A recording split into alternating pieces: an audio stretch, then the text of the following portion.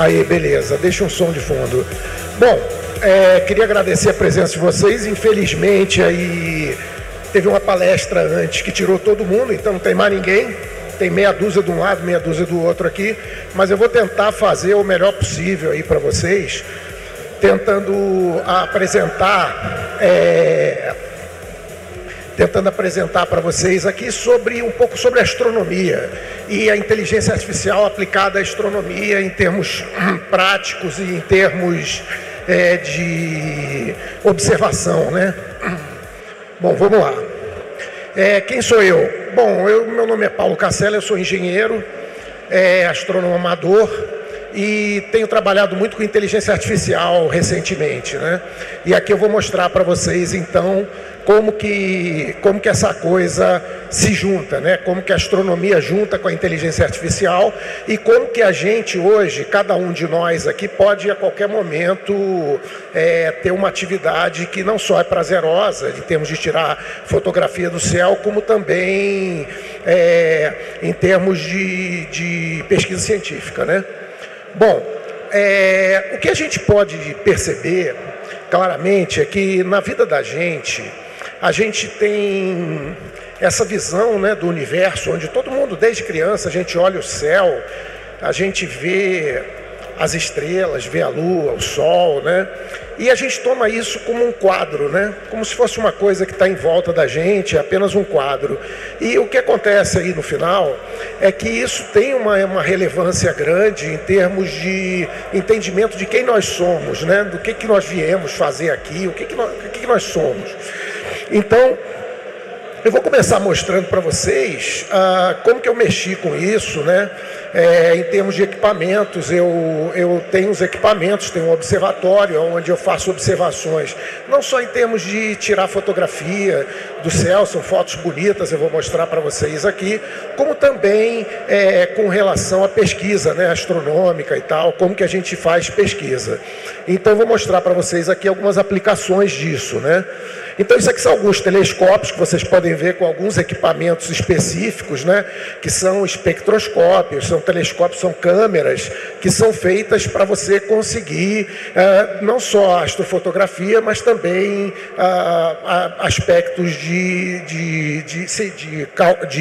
dados para a ciência, né? Esse aqui a gente consegue ver, ali à direita, a gente consegue ver um telescópio que eu fiz, né? Eu apenas comprei os espelhos, mas fui eu que fiz mesmo os telescópios, e a própria montagem também do telescópio, que é esse equipamento que tem embaixo, que é um braço robótico.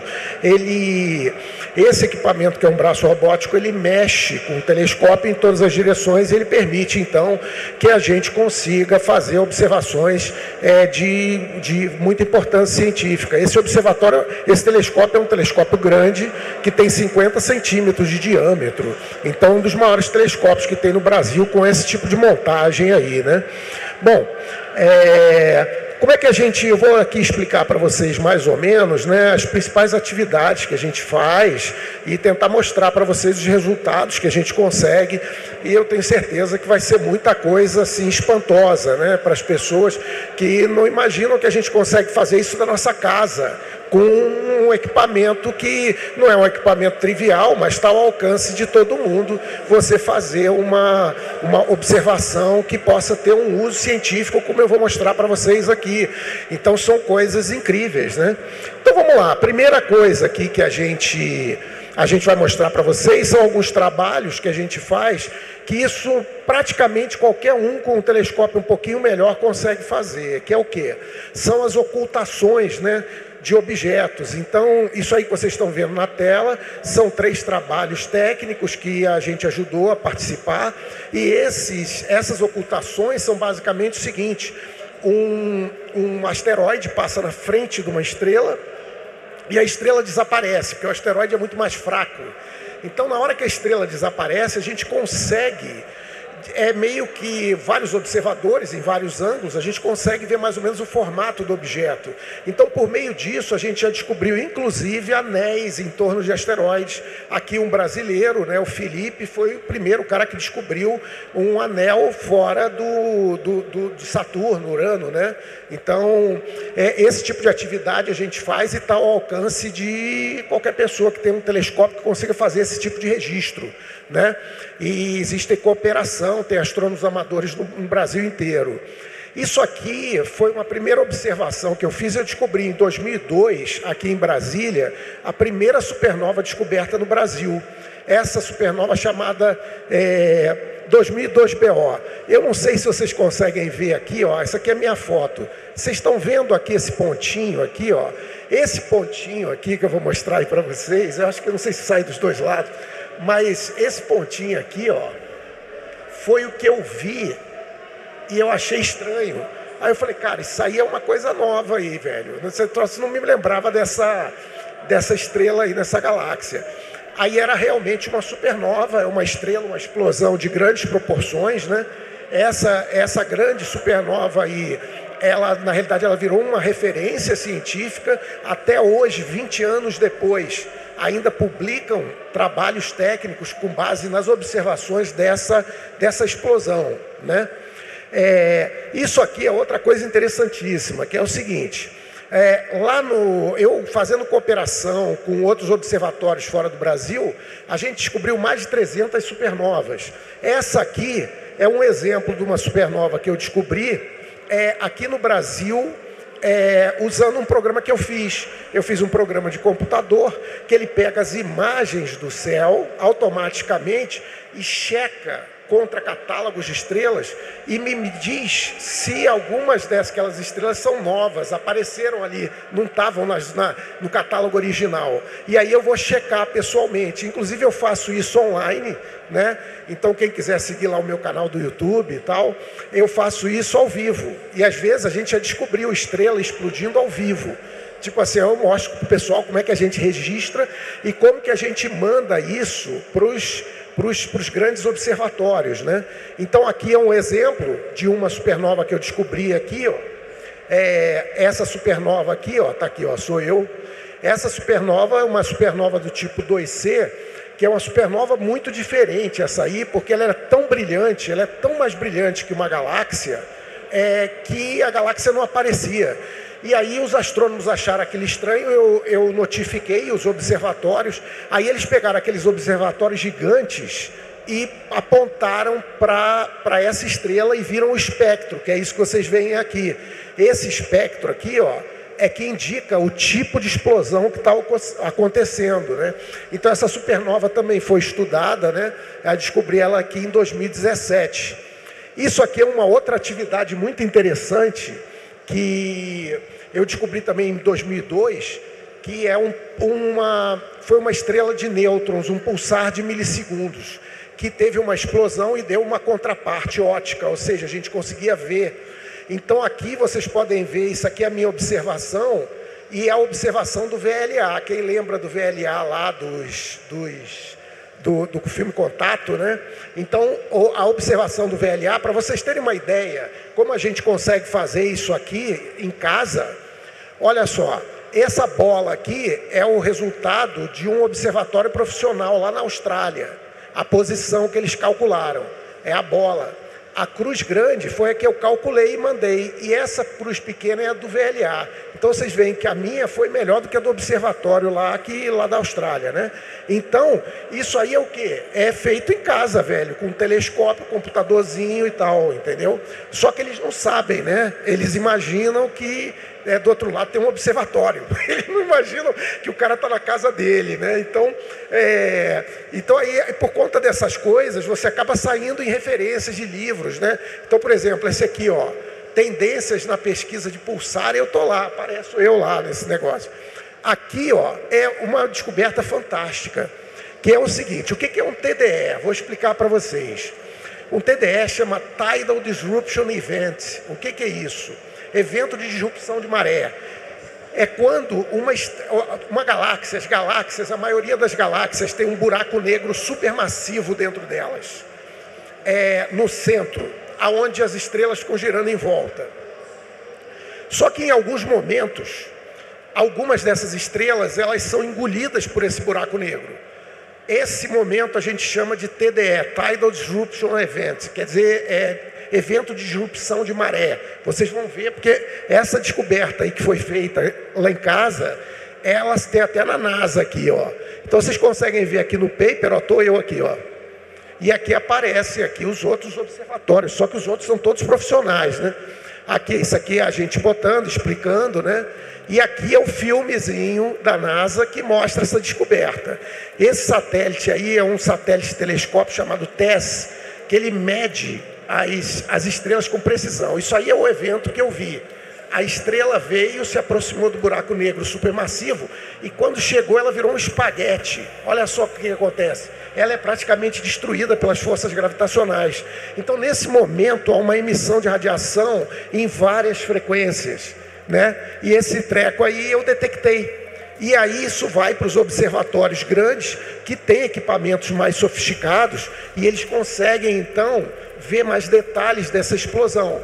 Então aqui ele vai mostrar para vocês, por exemplo, os observatórios espaciais que foram usados para essa pesquisa. Então o TESS é um observatório espacial e ele consegue, como ele tira fotografia o tempo todo do céu, eles conseguem ver do início da explosão. Então eles conseguem ver a evolução do brilho. Porque quando a gente descobre, eles têm que voltar para trás para ver como se fosse um filme gravado, que você grava em casa, né, num vídeo desse que aconteceu alguma coisa, você tem que voltar. Eles fazem a mesma coisa. Isso aqui é um Swift em ultravioleta. Eles fizeram também análise em raio-x, em várias frequências eles fizeram essas análises. E aí eles mostram esse tipo de evento, que foi um evento muito raro. Esse vídeo aí está no YouTube, né? Então esse é um evento muito raro que acontece em cada galáxia, em média em torno de cada 100 mil anos, para vocês terem uma ideia. Isso aqui são alguns trabalhos que a gente faz usando o espectroscópio. O que é o espectroscópio? Espectroscópio é um equipamento que ele pega a luz e mostra o arco-íris da luz. Só que nesse arco-íris da luz, a gente tem um monte de linhas pretinhas que aparecem, às vezes aparecem umas linhas mais brilhantes. Essas linhas são referentes aos elementos químicos ou a átomos, né? Transições atômicas que indicam para a gente o que está acontecendo. Então aqui vocês conseguem ver, isso aqui foi que eu fiz lá em casa. Ó. Esse à direita, vocês estão vendo aqui uma animação. Ele está andando, ó. Se vocês prestarem atenção, ele está andando. Isso é porque eu estou tirando o espectro da estrela de 2 em 2 horas, de 15 em 15 minutos, e ele vai mostrando como que as linhas vão se alterando. E olha como é bonito isso. A gente pega, levanta isso, né, para ver essa questão dos ventos solares numa estrela que está longe para chuva. E aqui, do que vocês veem aqui, é um modelo teórico, puramente teórico. E o que você vê aqui é o dado. Olha só que legal. Você consegue ver as argolas se formando, né? Como dado teórico. Então, mostrando que a base teórica do que estava acontecendo estava correta, né? Então, isso aqui foi um paper que foi feito. Esse aqui é um outro paper também, que foi feito. Todos esses papers têm participação da gente, ó. Tá aqui, ó. Tô eu aqui, ó. Tô eu aqui. Então, todos esses papers científicos têm participação da gente. E a gente é astronomador, eu não sou profissional nisso. Isso aí é hobby, entendeu? E a gente consegue fazer, se você tiver o equipamento correto e tiver um conhecimento mais ou menos, não é muito sofisticado isso não. Não exige nenhum conhecimento especial. Ou seja, eu consigo treinar um garoto de 15 anos para fazer isso, entendeu? Pelo menos operar. Não a parte técnica, mas operar o equipamento e obter as informações. Isso aqui é onde eu vou juntar para vocês a minha experiência de inteligência artificial. Eu tenho desde o ano passado uma empresa de inteligência artificial e é uma parte que eu tenho me dedicado muito já há alguns anos. E eu vou mostrar para vocês aqui uma coisa que foi o trabalho final do curso de pós-graduação que eu fiz, justamente usando isso. O que é o LIGO? O LIGO é um observatório de ondas gravitacionais. O que é isso? todas as informações que vêm do espaço para a gente, vêm sempre com ondas eletromagnéticas de alguma forma. É raio-x, raio gama, luz, ultravioleta, tudo isso é luz. São só frequências diferentes. O LIGO entre aspas, um telescópio que detecta ondas gravitacionais. Então isso é uma coisa muito complexa, né? E vocês veem o telescópio, são esses tubos imensos aqui, né? Que eles fazem. Na realidade, o que eles estão medindo? Eles estão medindo como que as distâncias estão encurtando ou aumentando, porque houve uma explosão, por exemplo, um merger, que a gente chama, quando junta um buraco negro com outro, né? Ou uma estrela de nêutrons com outra. Quando isso acontece, é um evento gravitacional tão violento que ele impacta, e isso faz com que essas ondas cheguem para a gente e o tamanho das coisas alterem. E você precisa de um equipamento desse para você notar. Isso vem das equações de Einstein, tá? Então, isso aqui a gente pode ver, o que ele está mostrando aqui? Isso aqui foi um evento gravitacional, onde você tem 2 observatórios desses, um que fica num lugar a 4.000 quilômetros de outro, lá nos Estados Unidos, e eles só aceitam a observação quando os 2 detectam igual, porque é tão preciso que qualquer coisinha interfere. Então, só quando eles percebem que aquilo aconteceu nos 2 equipamentos simultaneamente, é que eles consideram que aquilo é válido. Na hora que aquilo acontece, eles tentam descobrir uma contraparte ótica. O que é isso? Tem que dizer assim, gente, se a gente olhar lá, aparece alguma coisa, né, para a gente tentar entender o fenômeno. E é aí que a gente entra, porque a gente tem os telescópios, ele manda para a gente um volume tridimensional no universo, lá ali dentro tem um monte de galáxias, e eu tenho que direcionar os telescópios para apontar para aquelas galáxias de acordo com a probabilidade de que o evento tenha sido numa delas, né? E para isso aqui que eu fiz aqui um programa. Então, por exemplo, aqui eu fiz um projeto que eu uso uma técnica de machine learning, né? Aonde eu pego e divido, eu tenho 5 telescópios para fazer a busca, e aí eu divido as galáxias e os 5 telescópios para tentar obter informação o mais rápido possível. Então, esse tipo de coisa é tudo interconectado. Então, eu estou aqui falando com vocês, e aí entra aquele troço meio James Bond, que é o seguinte: a gente está aqui conversando, mas de repente, cara, eu recebo uma mensagem assim, dizendo, ó, o tempo tá bom hoje aqui. Aí eu recebo uma mensagem dizendo, ó, teve uma explosão em tal lugar, no céu. Só que por acaso, só aqui no Brasil eu consigo ver. Aí você se pô, por que no Brasil? Porque a gente tem uma vantagem muito grande. Ó, nós temos uma parte do céu ao sul que ninguém consegue ver nos Estados Unidos ou na Europa, só daqui. Por outro lado, o Chile anoitece depois, então a gente aqui está na frente. Então nosso concorrente é só a África, porque na Austrália está de dia. Então tem momentos como aquele pulsar, por exemplo, de milissegundo, que eu descobri porque eu estava localizado em Brasília. Eu me lembro que eu estava no trabalho, eu trabalhei no Banco Central, né? E era umas 4:30 da tarde, eu recebi a mensagem que o RXTE, um telescópio de raio-x que está no espaço, mandou e, ó, tem uma área aqui que tem uma explosão de raio-x.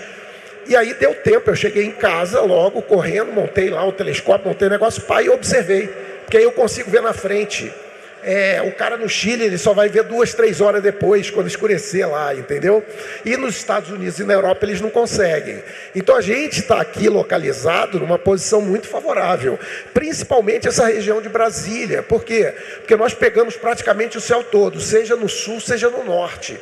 Então a gente está muito favorecido. Aquela descoberta da supernova, aquela primeira supernova foi descoberta no Brasil, é na constelação de Leão, que fica no hemisfério norte, não no sul, né?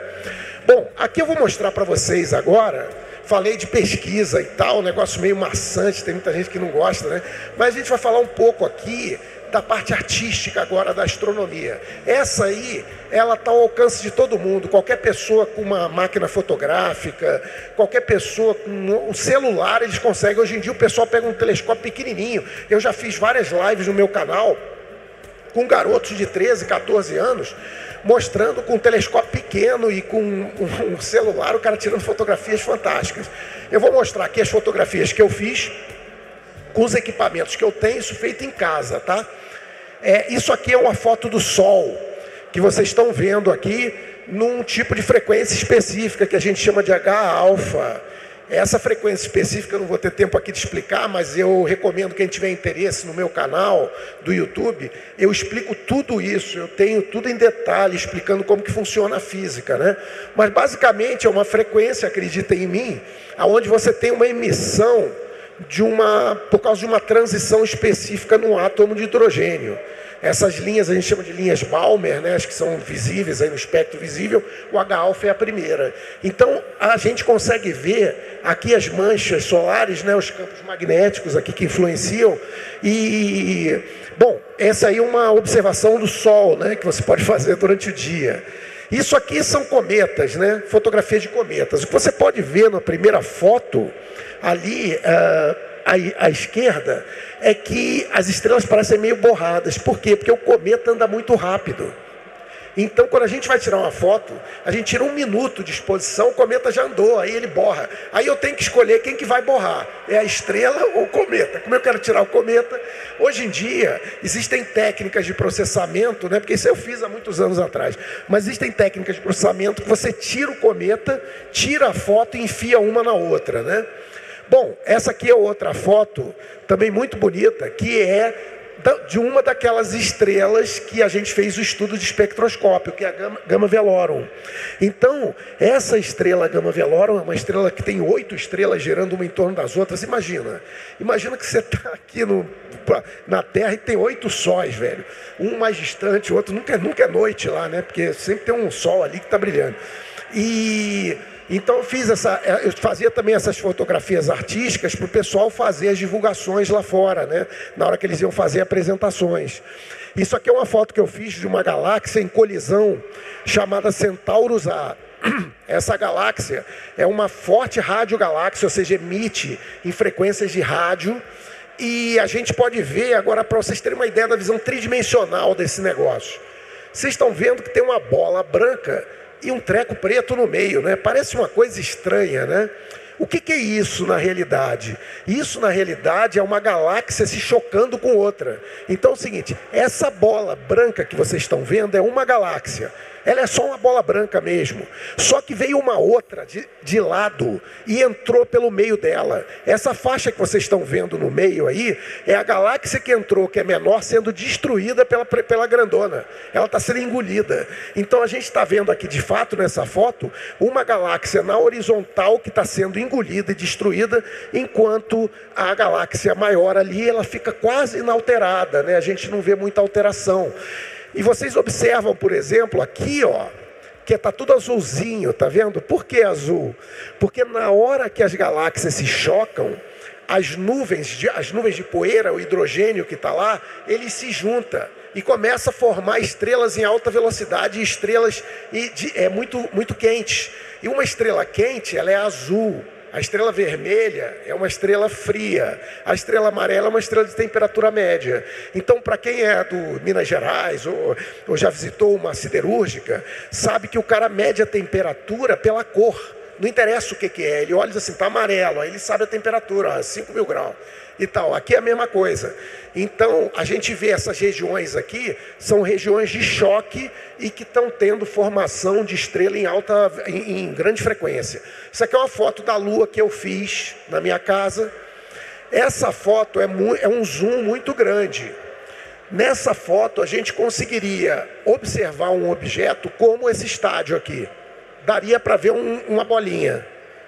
Aí isso explica por que você não consegue ver bandeira a bandeira lá dos Estados Unidos na Lua. Porque você precisaria de um telescópio que é gigantesco para isso acontecer. Então, essa foto aí é um exemplo de foto de resolução que a gente consegue da Lua, né? Que não dá para mostrar aqui para vocês no detalhe, mas é um zoom muito grande. Esse aglomerado que vocês estão vendo aí é muito bonito, né? Uma coisa interessante é o seguinte, vocês estão vendo as estrelas brilhantes? Quando a gente olha uma foto dessa, a nossa cabeça automaticamente associa o brilho da estrela à grossura dela, ao tamanho dela que aparece, a bola. Isso é totalmente diferente se você olhar num telescópio. Num telescópio, todas as estrelas têm o mesmo tamanho, elas brilham diferente. Então, nunca uma fotografia dessa representa o que a gente olha. Porque quando a gente olha, são pontos com brilhos com intensidade diferente. Como se você olhasse lâmpadas lá longe, que uma é brilhante e a outra é mais fraca, mas elas são um ponto. Aqui não, você observa que quando a estrela é brilhante, ela fica grandona, e a gente associa isso. Então, isso aqui é um aglomerado aberto, então são estrelas que se formaram numa nuvem, né, de poeira, né, no caso uma nuvem de hidrogênio, e as nuvens de hidrogênio ela praticamente sumiu, ela praticamente desapareceu, e as estrelas ficaram. O Sol nasceu num lugar desse, com um bando de estrelas irmãs. Nós não sabemos que estrelas são essas, porque o Sol já deu 20 voltas em torno da galáxia, porque a volta em torno da Via Láctea demora 200 milhões de anos. Então, nessas 20 voltas que o Sol deu uma misturada. Então a gente não sabe quais são as estrelas que a gente vê que se formaram junto com o Sol. Esse aglomerado já se dissipou. Um dia a gente vai descobrir. Com o Gaia, o projeto Gaia, ele tem uma precisão muito grande em termos de medição de posição de estrela e brilho. Então é possível que eles reconstituam do passado o movimento dessa estrela, sei lá, daqui a 20 anos a gente vai conseguir saber quais eram as estrelas que se formaram junto com o Sol. Isso aqui é um exemplo de um remanescente de supernova. Então vocês viram aquela supernova que eu descobri? Aquilo é numa outra galáxia, gente. Quando eu descobri aquela estrela, eu me lembro que saiu até na Globo, eu saí até no Jornal Nacional. Eu me lembro que o que aconteceu? Eu expliquei lá, olha, isso aqui aconteceu na época que os dinossauros ainda andavam aqui na Terra. Demorou 65 milhões de anos para a luz chegar aqui. Essa imagem que vocês estão vendo é o remanescente de uma supernova na nossa galáxia. E isso aí é o que sobrou aí, essa nebulosa aí, né? Que é a nebulosa do Véu. Isso que vocês estão vendo é o que a gente chama de aglomerado globular. Ele tem milhões, esse aí é o maior que tem, chama Omega Centauri. Ele tem 1 milhão de estrelas. Esses aglomerados, eles orbitam a nossa galáxia. Então, eu fico imaginando a visão no céu de um lugar desse, como é que deve ser um negócio absurdo.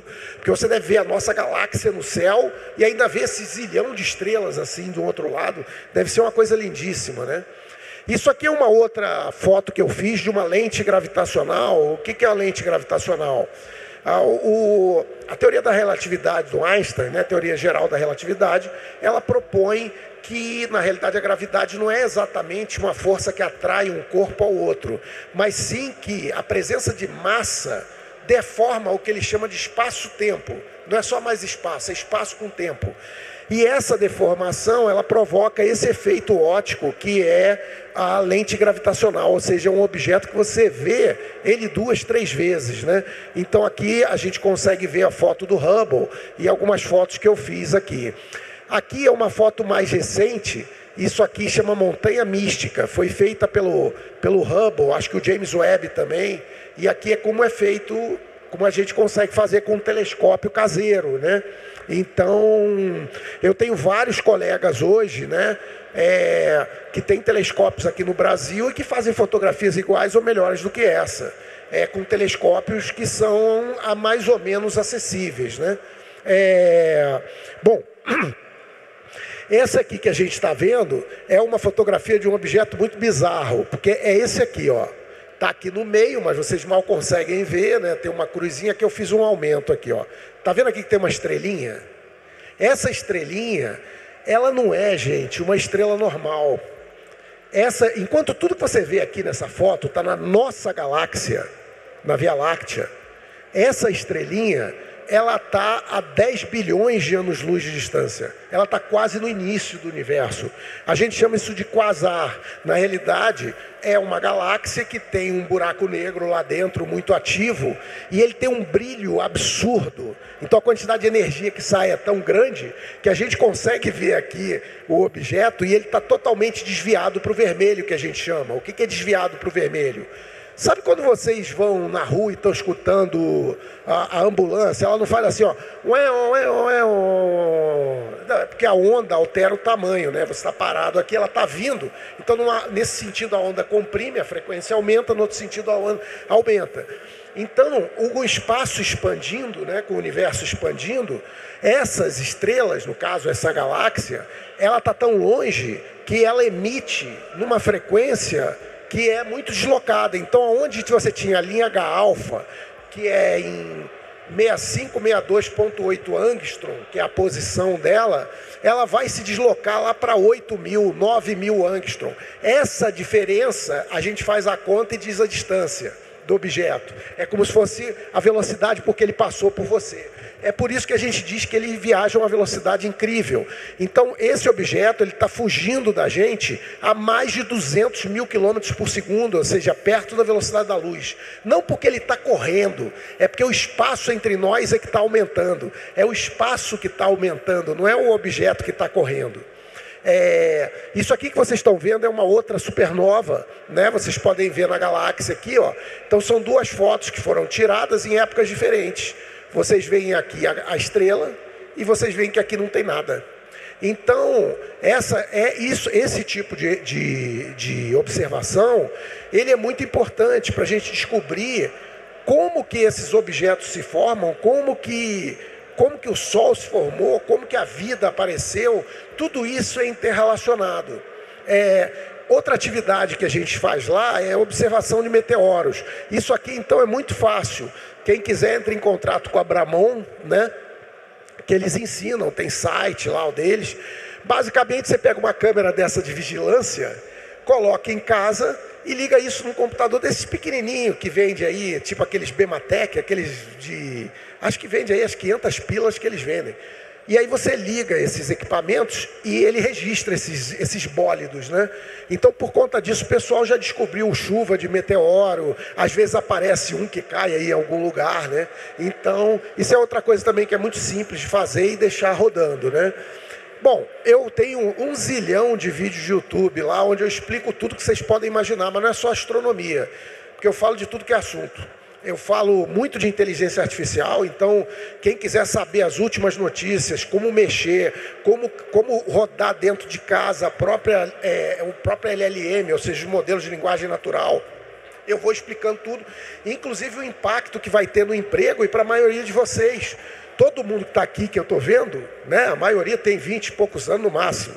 Então, todo mundo que está aqui vai sofrer um impacto violento da inteligência artificial. O entendimento do que é isso, quais são as capacidades, o entendimento do impacto disso no emprego, tudo isso é fundamental para vocês terem uma ideia. E nas lives lá eu explico, eu falo também em live, desfaço história, né? Eu conto muito de história da Grécia, história de Roma. Eu faço live de tudo que vocês imaginarem. Então é uma coisa bem genérica. A astronomia é só uma coisa específica que eu falo, mas eu falo de muitos outros assuntos, né? E dá uma olhada lá se vocês quiserem, meu canal tem o meu nome, né? Eu vou botar no final aí. Outra coisa que eu costumo fazer é desenvolver os programas de computador, eu mesmo que faço. Esse programa aí, por exemplo, fui eu que fiz. Ele detecta, vocês estão vendo aí, o que ele faz? Ele mostra para mim, ó, que apareceu um objeto que não tinha. Tá vendo? Ele detecta. Então eu tiro as fotografias, o programa roda e ele processa isso e manda para mim dizendo, ó, dá uma olhada nesse troço aqui que tem um troço esquisito. E aí eu pego esse objeto que está aqui e começo a analisar ele usando várias funções para tentar entender que tipo de objeto é aquele e se aquele objeto realmente é um objeto que a gente deve informar para os pesquisadores, né? Isso aqui é o que a gente chama de ATM, quer dizer, é o que você faz você mesmo, né? Então esse telescópio aqui embaixo, vocês estão vendo, fui eu que fiz, ó. Eu só comprei o espelho, mas o telescópio aqui fui eu que fiz. Eu comprei uma máquina daquela de serrar alumínio e fiz o telescópio. E essa montagem que vocês estão vendo aqui é uma montagem de alta performance americana e eles me chamaram para fazer o software da montagem. Então, como eu fiz o software da montagem, eles me mandaram a montagem de graça. Então, eu tenho uma montagem dessa aqui, que é uma montagem que é ruim de achar, né? É uma montagem muito poderosa e eu fiz o software, então eu resolvo o negócio todo lá. Então, isso aqui é outra coisa que a gente faz com a astronomia, que é você fazer o próprio equipamento, né? Isso aqui é outra coisa interessante. Isso aqui é o seguinte, é um programa que eu desenvolvi em VR. Então, isso aqui eu fiz um programa em VR, que é um museu de astronomia, aonde você entra lá dentro e você vê as fotografias que os meus colegas tiraram. A gente observa, por exemplo, aí estou vendo em relevo isso aí, a gente no óculos VR, você vê, né, em relevo a Terra e tal, mostra os planetas, eu mostro o céu anda de verdade, tem noite, tem dia, é um negócio bem complexo. E eu botei esse programa lá livre, lá quem quiser pegar, o difícil é o cara ter o óculos e ter o equipamento para rodar. Agora, tendo para rodar, esse é um software muito legal que foi desenvolvido com o Unity, né? Então, porque você tem duas plataformas que se usam normalmente, o Unreal e o Unity. Quem gosta de gaming sabe, né? Então é o seguinte, eu usei aí o Unity, não o Unreal, tá? Mas isso é uma das coisas que a gente faz, é o desenvolvimento de software, né, de vários tipos de aplicação diferentes. Isso aí eu entro, eu montei um planetário 3D lá dentro, que você entra, aí fica observando os filmes passando, é muito legal. Outra coisa que tem, é que tem uma estação meteorológica, então eu faço acompanhamento meteorológico, né, aqui em Brasília, do tempo. E aí vocês veem que lá onde eu moro é meio frio, né, olha só, a temperatura à noite aqui, ó, em julho, é sempre menor do que 10 graus lá. Esse ano passado fez 2 graus lá. Então, é um lugar frio à noite, né? E eu tenho acompanhamento meteorológico disso. Outra coisa que tem que é muito legal para acompanhar, inclusive lá no meu canal eu estou com uma live o tempo todo, ela funciona 24 horas, que é o acompanhamento sismológico. O que eu faço é o seguinte, hoje em dia a internet e o YouTube, 99% é lixo. Então é o seguinte, tudo que vocês veem, a maioria é ou notícia errada, ou coisa cientificamente rasa, falsa, a maioria é lixo.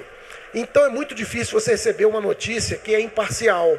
Então, por exemplo, tem um terremoto. Pô, aquilo é relevante ou não é? Vocês vão ver uma coisa estranha. Quando eu saio no meu canal e falo que é relevante, dificilmente sai muita coisa. Quando sai no jornal que diz que é relevante, na realidade não era. Por quê? Porque o troço é uma coisa mais de oportunismo, entendeu? Ele não tem nada científico. Então lá eu vou explicando para vocês. Então, por exemplo, teve um terremoto relevante no Brasil há poucos dias atrás no Acre. Eu entrei, abri uma live na hora e mostrei. Falei, cara, isso aqui não é normal. Eu falei, isso aqui é relevante. Porque foi um terremoto de magnitude 5 a apenas 11 quilômetros de profundidade. No Brasil, esses terremotos mais fortes só acontecem a 500 quilômetros de profundidade, ou seja, não tem nenhuma consequência. Agora, a magnitude 5 a 11 quilômetros de profundidade é relevante. Então, na hora que o meu sismógrafo detecta alguma coisa aqui em Brasília, ou seja, o chão aqui está balançando mesmo, ele detecta. E aí eu vejo, e quando é relevante, eu abro uma live na hora para explicar para o pessoal. Para dizer, olha, isso aqui é isso, muito antes de sair no jornal. Aí eu vou explicando, ó, isso aqui é isso, deve ter sido esse efeito, deve ter sido sentido assim, assim, assado, né? Então, esses aqui são exemplos, por exemplo, de terremotos que são detectados lá, né? Então, vocês conseguem ver que são eventos, eu consigo detectar terremoto no mundo inteiro. Então, o terremoto no Japão, terremoto na Nova Zelândia, onde for eu detecto aqui. Entendeu? Então a gente consegue. Então o observatório lá tem todos esses brinquedos. É um tremendo de um playground para quem gosta desses assuntos. Porque o cara tem de tudo, né? É telescópio, é sismógrafo, as estações meteorológicas, né? Bom, aí é o seguinte, eu tenho lá, é o que eu disse para vocês. Normalmente, essa parte de rede de divulgação, eu sou muito seletivo com isso, eu não faço coisa de oba-oba, entendeu? Então, assim, tipo assim, o cara fica fazendo aquelas coisas que não tem nada a ver, eu vou mais para dar informação científica precisa. Então, lá tem muita coisa, quem tiver afim, o meu nome é Paulo Cassella, tudo junto aí, né? E tem lá no Instagram, que de vez em quando eu ponho uma coisa ou outra lá, mas normalmente no YouTube é que eu ponho mais. Inclusive, agora eu estou indo para a viagem do Eclipse, quem seguir lá no meu canal vai ver.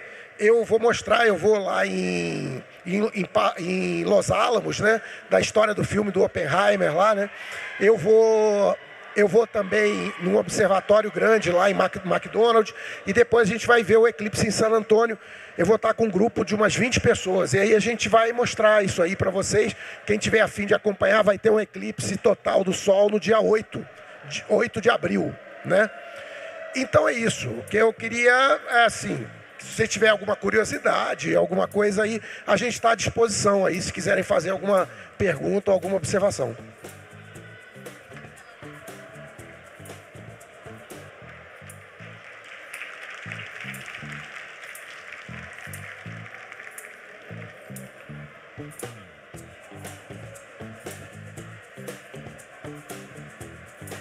Olá, eu sou o Vinícius. Eu queria saber como é que você faz a cor das fotos, porque a colorização das fotos.